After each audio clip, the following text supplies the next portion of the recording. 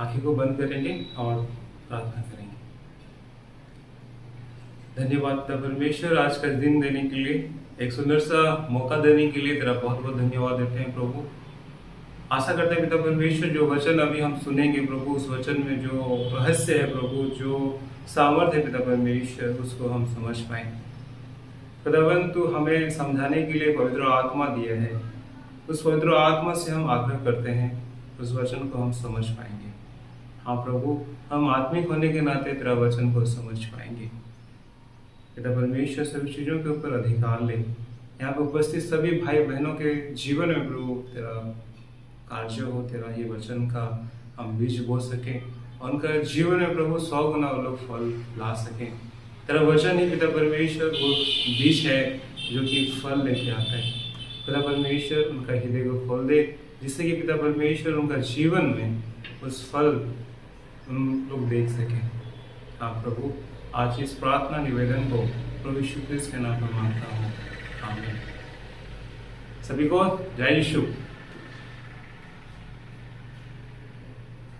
तो तूफान आता है कि नहीं आता है? तूफान आता है तो क्या कैसे लगता है आपको? थोड़ा जोर से बोलिएगा। तूफान आता है तो डर लगता है, और डरने से क्या होता है, एक बेचैनी सी होता है, और आप समस्या में जब होते हो तो ऐसा लगता है। मैं आपको बताऊं, जब आपको तूफान आता है तो आपको डर भी लगता है, एक अंदर से व्याकुलता होता है, सहमा सहमा से रहते हो। और उसके बाद ऐसे कई सारे घटनाएं होती है, ऐसे कई सारे समस्याएं होती है, जैसे कि आप मान सकते हैं, जैसे कि आप समस्या आया, ये तूफान आया, या फिर ऐसे आप और कब कब ऐसे व्याकुल होते हैं जब आपके जीवन में ठीक नहीं चलता होते, जब आपके जीवन में तकलीफें होते हैं, जब आपके जीवन में सब कुछ इधर उधर हुआ रहता है।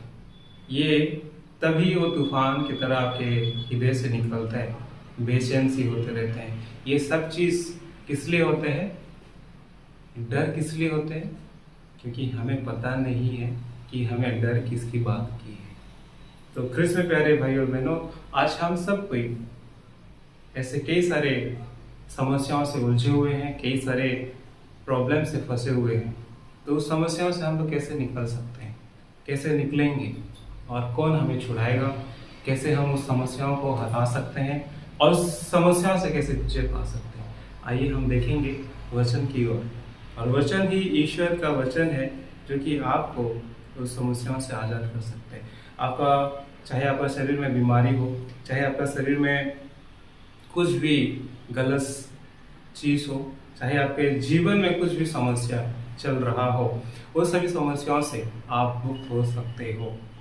तो 100% विश्वास के साथ इस वचन को सुनना, और वचन में जो सामर्थ्य है उसको महसूस कर पाना। आशा करता हूँ आपका जब वचन सुनोगे, हृदय से उसको रिसीव करोगे, और आपका हृदय में उस वचन घर कर जाएगा। आप 100% अभी आपका रोंगटे खड़ा हो जाएगा यदि आप अच्छे से वचन को सुनोगे। तो चलिए हम देखते हैं वचन, लूक अध्याय 8 पद संख्या 22 से पढ़ेंगे। तो वचन ये कहता है, ईसा एक दिन अपने शिष्यों के साथ नाव में बैठ गए और उनसे बोले, हम झील के उस पार चले। दोस्तों गौर कीजिएगा, ईसा नाव में बैठ गए, यीशु मसीह ख्रिस्त नाव में बैठ गए और बोलते हैं कि हम लोग झील के उस पार चलेंगे, झील के उस पार चलेंगे। इसके लिए वो नाव में बैठ गए, कमांड किए अपने शिष्य लोगों को, बोले कि हम लोग झील को पार करके जाएंगे, और वो जरिया होगा नाव। एक नाव के सहारे हम लोग झील को क्या करेंगे? पार कर सकते हैं। हालेलुया। तो वचन कहता है, ईसा किसको बोले? आपने शिष्यों को बोले, आपने जो विश्वास करने वालों को बोल रहे हैं कि हम क्या करेंगे? झील को पार करेंगे उस नाव में बैठ के। उसके बाद क्या हुआ? वो नाव में सवार हो जाते हैं और झील के पार करने के लिए नाव में रेडी है। अभी वे चल पड़े, नाव चल ही रही थी और ईसा सो गए। जब शिष्यों लोग नाव में बैठ गए और उसके बाद थोड़ी समय हुआ, समुद्र के बीचों बीच जब नाव जा रहा है तब ईसा मसीह सो गए। क्यों सो गए हैं ये भी हमें एक रहस्य है जो कि आपको मैं बताऊंगा। और अभी चेलों का बारी है कि उस नाव को क्या करें, झील के उस पार लेके चले। इसलिए हम लोग गाते हैं जीवन रूपी मोर डंगा आहे। गाना सुने रहोगे तो गाना इस तरह से है, जीवन रूपी मोर डंगा आहे, पाप रूपी समुद्र माझे, हिलेला डोलेला डर लागेला, तो लेके चलो समुद्र। ये ऐसे करके आप गाना भी गाते हैं। उस झील में ये नाव है आपका जीवन। ध्यान से सुनिएगा। उसके बाद नाव चल ही रही थी और ईसा सो गए। तब झील में झड़ बात्या उठा, नाव पानी से भरी जा रही थी और वे संकट में पड़ गए। वे बोलने से उनका शिष्य लोग भयभीत हो गए। संकट एक वर्ड यूज हो रहा है, संकट, विपत्ति। तूफान आने से क्या आया, विपत्ति आया, संकट आया। किसके जीवन में आया? उस नाव में जो सवार करके जा रहे थे, उस नाव में जो थे उनके लिए ये विपत्ति है। तो आपके जीवन में विपत्ति है या नहीं है, थोड़ा खुद को जांचो। मैं अगर उदास हूँ, मैं अगर टेंशन में हूँ, तो कहीं ना कहीं मेरे अंदर वो तूफान चल रहा है। कहीं ना कहीं आप उदास हो, कहीं ना कहीं तो आपके जीवन में वो लहर, बड़ा तूफान उठ रहा है। और उस तूफान से कैसे शांत होता है, आगे का वचन हम लोग पढ़ेंगे तो समझ में आएगा। उस आगे का वचन में ये लिखा है, शिष्यों ने ईसा के पास आकर उन्हें जगाया और कहा, गुरुवर गुरुवर। ऐसे तो नहीं बोल रहे हैं, गुरुवर गुरुवर, धीरे तो नहीं बोल रहे रहेंगे।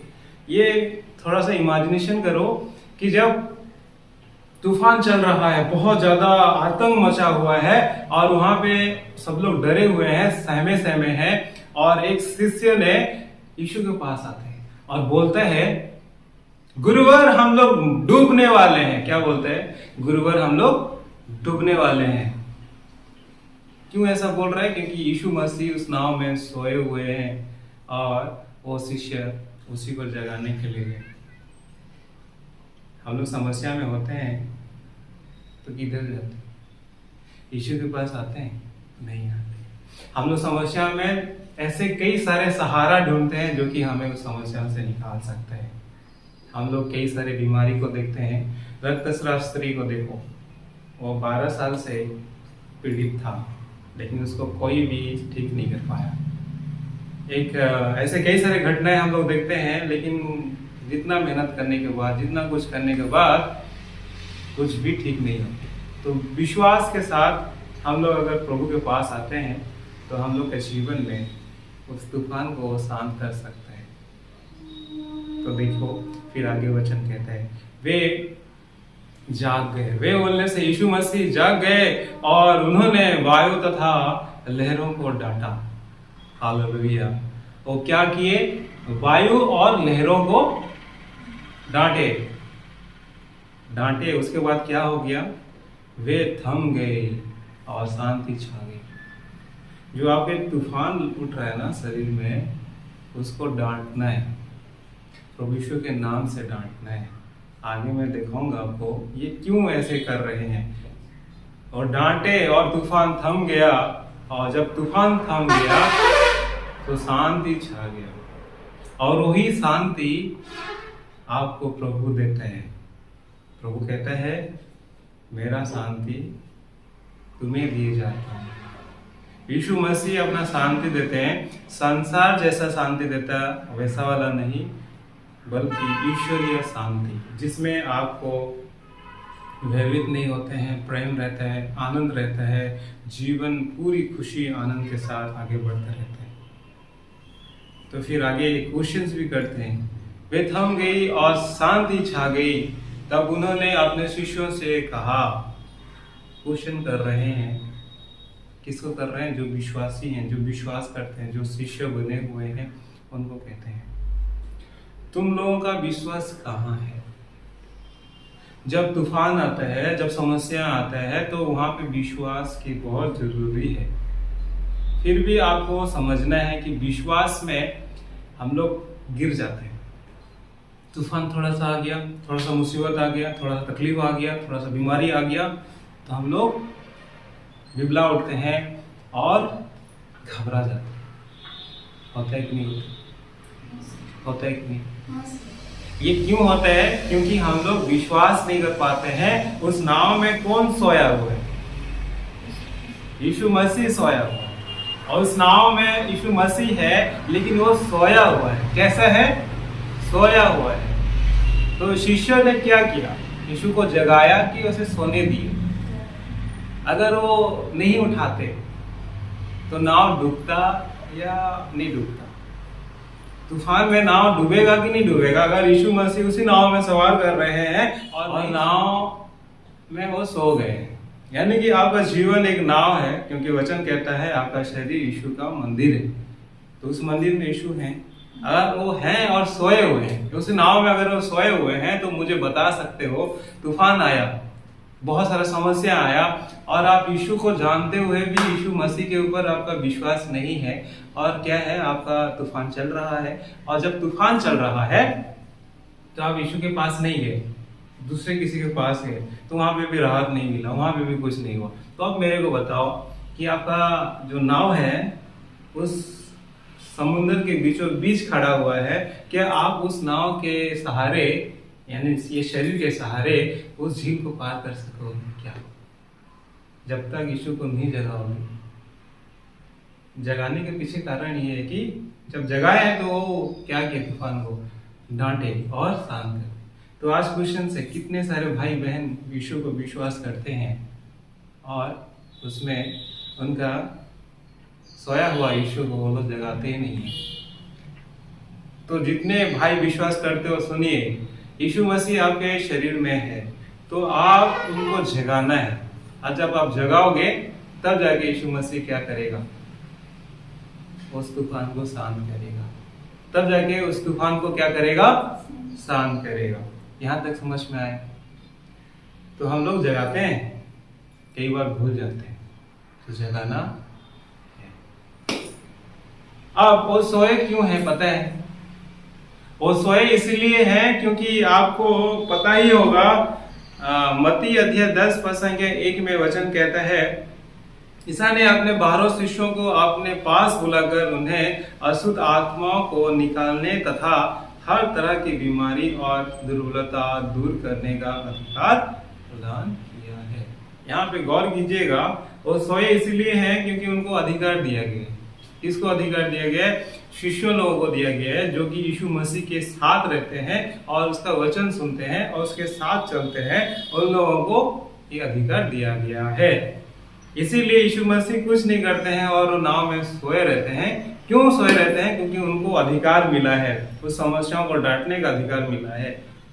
तो आपको अधिकार मिला है, जो विश्वास करते हो ख्रिस्त में, भाई और बहनों, आप सभी को अधिकार मिला है।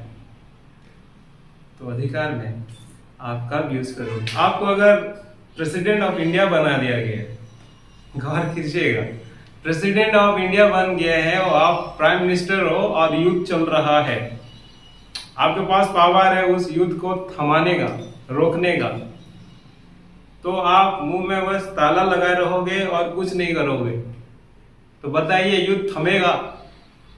कभी नहीं थमेगा जब आपका मुंह से कोई भी शब्द नहीं निकलेगा। तो ठीक उसी तरह शिष्य लोग घबरा गए और डर के मारे सहमे सहमे हैं प्राइम मिनिस्टर सब।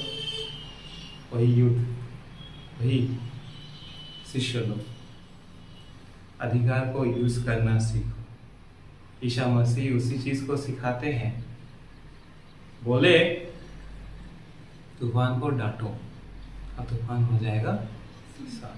तो हम लोग अपने जीवन में अगर रोग पीड़ा से अगर जूझ रहे हैं, प्रभु यीशु के नाम लेके अगर हम लोग डांटते हैं, तो रोग बीमारी क्या हो जाएगा? थम जाएगा, दूर हो जाएगा, नाश हो जाएगा और आपको होगा मिरेकल्स, आपके जीवन में होगा चंगाई, आपके जीवन में होगा वो सब शांति। जो लहर उठा था उस लहर को आप शांत कर सकते हो माइटी नेम ऑफ जीसस के नाम में। तो आशा करता हूँ ये सब चीज आपको समझ में आया। फिर आगे वचन कहते हैं, उन पर भय छा गया और वे अचंभे में पड़कर आपस में यह कहते रहे, आखिर ये कौन है? आपको भी पूछना है कि यीशु मसीह कौन है। आपको पता चलेगा यीशु मसीह ही सच्चा खुदा परमेश्वर है, जो कि मृतकों में से जिंदा उठे और आपके साथ रहते हैं। बस आपको उनका साथ लेके उस नाव में सवार होते हुए अनंत जीवन की ओर आगे बढ़ना है। मरने के बाद एक नया जीवन शुरू होता है, उसको बोलते हैं अनंत जीवन। और ये अनंत जीवन कौन देता है? यीशु मसीह देते हैं, क्योंकि वो खुद ही है जीवन का स्रोत और उन्हीं के पास है अनंत जीवन। तो जो जो विश्वास करते हैं वो लोग अनंत जीवन का भागी बनते हैं यीशु मसीह के नाम में, और आगे अपना जीवन को खुशी और आनंद के साथ जीते हैं। तो आशा करता हूँ आप सभी लोग और जो इस वीडियो को देख रहे हो और आप बात समझ में आया, तो तूफान को हराने का सामर्थ्य भी प्रभु आपको दिया है, इसीलिए वो सोया हुआ है। लेकिन आप अगर उस सामर्थ्य को नहीं जानते हो तो प्रभु को पुकारो, यीशु मसीह को पुकारो और वो सुनेगा और वो तूफान को क्या करेगा? शांत करेगा। तो इसी तरह से आपका जीवन में जो समस्याएं हैं उसको आप हरा सकते हो और समस्याओं में विजय पा सकते हो। तो ये जानिएगा, जब आपको थोड़ा सा दर्द होता है, थोड़ा सा तकलीफ होता है, तो आपको क्या करना है? थोड़ा सा ताकत के साथ, विश्वास के साथ प्रभु को पुकारना है, यीशु मसीह, उसको सोया हुआ यीशु को जगाना है ना? तो क्या होगा? आपका समस्याएं दूर हो जाए। तो ये था अधिकार और शिक्षा। अधिकार के साथ आप उस समस्याओं से विजय पा सकते हैं। आशा करता हूँ सभी चीजों के लिए आपको समझ में आया और आगे भी ऐसे वचन को हम लोग सीखते रहेंगे, समझते रहेंगे। तो चलिए हम लोग प्रार्थना करते हैं, आंखें बंद करेंगे।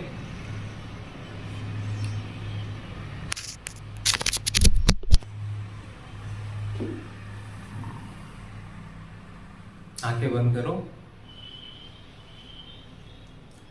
धन्यवाद पिता परमेश्वर, आपके वचन के द्वारा प्रभु हमें विजय मिलता है।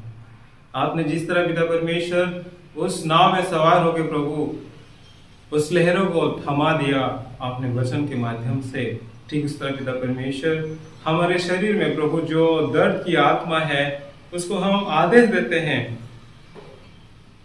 प्रभु यीशु के नाम से जड़ से उखड़ और जाके समुद्र में गिर, और ऐसा हो गया वो फिर विश्वास करते हैं। हाँ पिता परमेश्वर, तूने हमें जो अधिकार दिया पिता, उस अधिकार के चलते प्रभु इसी समय प्रभु जो वीडियो देख रहे हैं उनके जीवन में जो समस्या चल रहा है प्रभु, उनके शरीर में जो तूफान चल रहा है पिता परमेश्वर, उसको प्रभु यीशु के नाम से हम आदेश देते हैं वो थम जाए इसी समय, और वो हो गया है। Release the name of Father. Shaka irunusturulu khara nama shibukurunata. Heberulustara nama ma shikirilista. जो समस्याओं से जूझ रहे हैं प्रभु, उनको बल दे जिससे वो विश्वास कर सके और तेरे दिखाए हुए रास्ते में चल सके। हालेलुया पिता परमेश्वर, तेरे को महिमा मिले प्रभु।